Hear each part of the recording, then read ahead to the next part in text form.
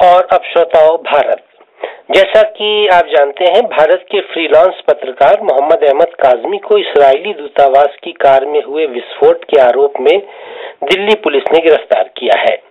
आज भारत के पत्रकार संघ ने इस घटना का विरोध किया तथा भारत के वरिष्ठ पत्रकार सईद नकवी ने कहा है कि क्योंकि मोहम्मद अहमद काज़मी इस्राइल के विरुद्ध खुलकर लिखा करते थे, इसीलिए उन्हें निशाना बनाया गया है।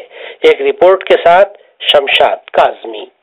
विगत 13 फरवरी को दिल्ली में इजरायली दूतावास की गाड़ी में धमाके के आरोप में वरिष्ठ पत्रकार मोहम्मद अहमद काज़मी की गिरफ्तारी की पत्रकार संघ ने कड़ी निंदा की और तत्काल उनकी रिहाई की मांग की है।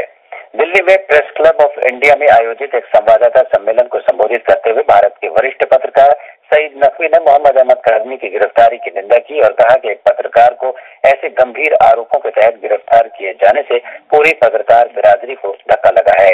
उन्होंने कहा कि मोहम्मद अहमद काज़मी एक वरिष्ठ पत्रकार हैं, जिन्होंने ईमानदारी के साथ अपनी जिम्मेदारियों को निभाया है।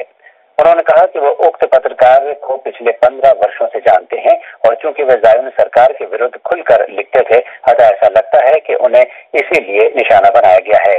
सईद नकवी ने कहा कि जब अंतर्राष्ट्रीय रेडियो टेलीविजन के साथ काम करना कोई गुनाह नहीं है, तो फिर ईरान ब्रॉडकास्टिंग के साथ काम करने पर प्रश्न क्यों उठाए जा रहे हैं।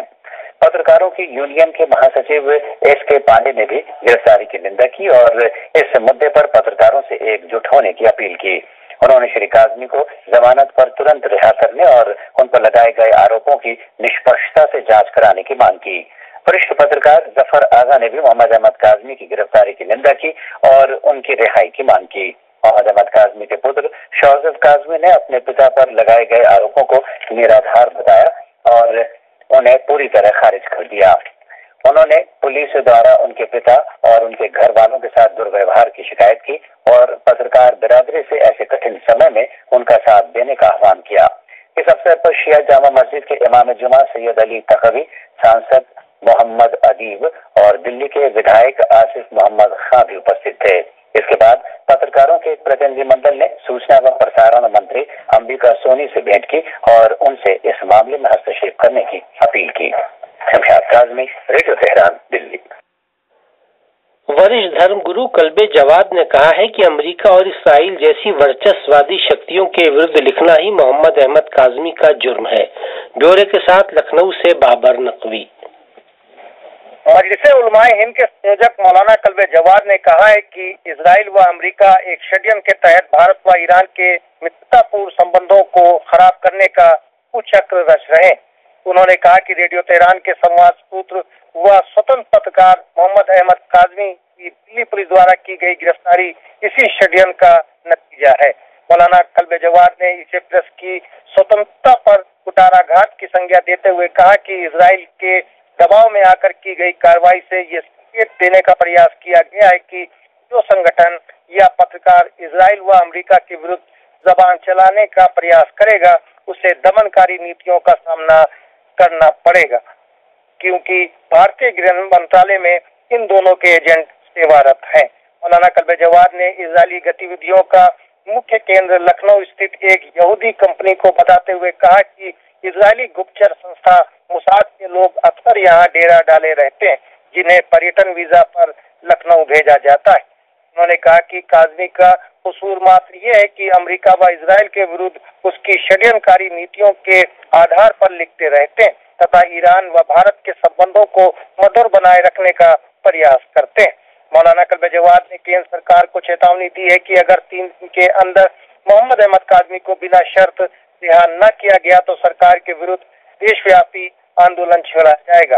राजधानी लखनऊ में आज शाम आयोजित एक संवाददाता सम्मेलन में मौलाना कल्बे जवाद ने कहा कि कांग्रेस ने शायद अभी उत्तर प्रदेश से सबक नहीं सीखा है, जहां मुसलमानों ने उसे धरती मात इसलिए चटा दी है कि वे बातें तो मुस्लिम हित की करती है, किंतु नीतियां उनकी मुस्लिम दमनकारी है।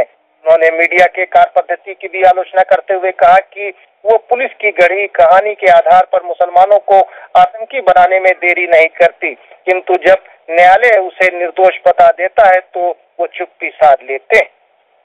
इसी पत्रकार वार्ता में मुस्लिम पॉलिटिकल काउंसिल ऑफ इंडिया के राष्ट्रीय अध्यक्ष डॉक्टर टी.ए. रहमानी ने कहा कि काज़मी की गिरफ्तारी अंतर्राष्ट्रीय षड्यंत्र का परिणाम है। उन्होंने कहा कि किसी भी आतंकी घटना में शिक्षित मुसलमानों के नाम को साक्ष्यों के अभाव में जोड़े जाने का क्रम कई वर्षों से जारी।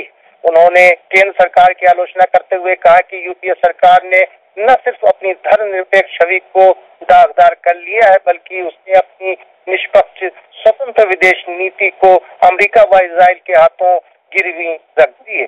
डॉक्टर रहमानी ने काज़मी की रिहाई की मांग दोहराते हुए चेताया है कि अगर उन्हें तत्काल बिना शर्त रिहा न किया गया तो आगामी 26 मार्च को हजारों की संख्या में लोग संसद का घेराव करेंगे।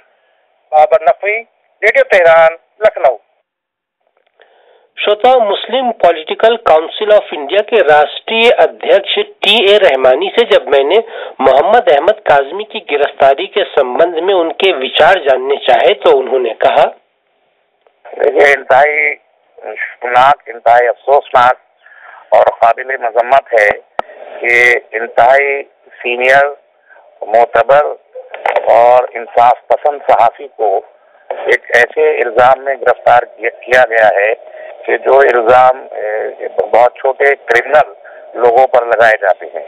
हम ये महसूस कर रहे हैं कि ऐसा इसलिए किया जा रहा है कि अमेरिका और इस्राइल जैसी बड़ी सो कॉल्ड बड़ी ताकतों की हिमायत हासिल की जा सके, उनको खुश किया जा सके और जो हिंदुस्तान में सही बात कहने वाली आवाजें हैं उन्हें खौफजदा करके, उन्हें डरा धमका के उनको खामोश कर दिया जाए।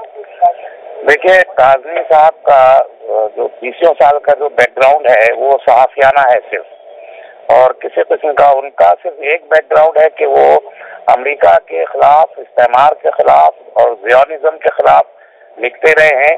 वो ईरान की हिमायत करते रहे हैं, वो सीरिया की हिमायत करते रहे हैं, वो अरब ममालिक में होने वाले जो नाइंसाफियां हैं उनके खिलाफ आवाज उठाते रहे हैं। उनका ये बैकग्राउंड है। जाहिर है कि ये क्रिमिनल बैकग्राउंड नहीं है।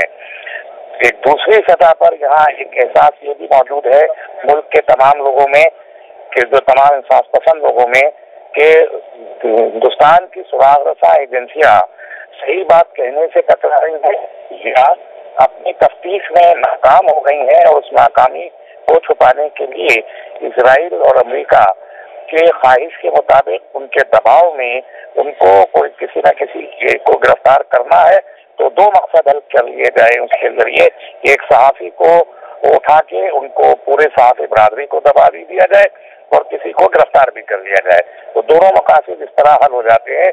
जबकि फैक्ट ये है कि ये जो बम धमाका 13 फरवरी को हुआ था उससे एक हफ्ता पहले इंतहाई खामोशी के साथ मोसाद के चीफ ने हिंदुस्तान का दिल्ली का दौरा किया और उसी वक्त में उन्हीं असना में एक हस्बैंड वाइफ